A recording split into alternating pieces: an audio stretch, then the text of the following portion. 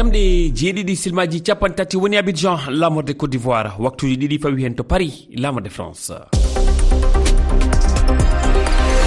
Ahmadou Baroba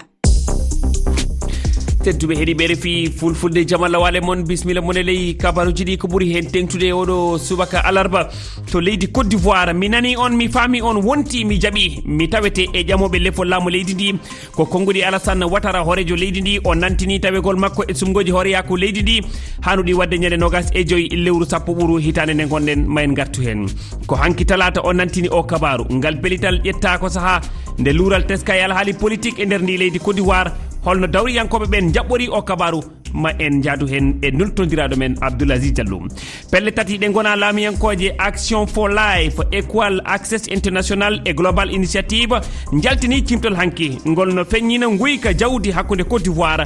Ghana e Burkina Faso e biil cimtol ngol pelle koliyankoɓe jenime état islamique ana tawe eɓe wujjoɓe ndi jawdi e nder ɗe leyɗe.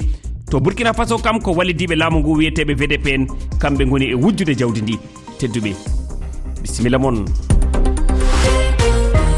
On calminama, on jettama, on jurama. Woni woodi laatima Alassane Ouattara horejo leydi Côte d'Ivoire andini hanki talata tawede mo e ƴamoɓe lefol laamu leydi Côte d'Ivoire e sumgoji horeyaku ndi leydi ɗino kani waɗude ñande 25 lewru sappo ɓuuru e nde hitande o horejo ndi leydi yarowo e duuɓi capanɗe jeetati tati waɗi ngo ɓayinago ko e saaha luural tiiɗugal teska e banggue politique e yeru ittugol won e lundiɓe mantiniɓe e doggol wote ɗe saabu jukkoje sariya ina jeeya e ɓen ittaɓe haɗaɓe horejo kiɗɗo leydi ndi hono Laurent Gbagbo, Guillaume Soro wondude e Tidiane Thiam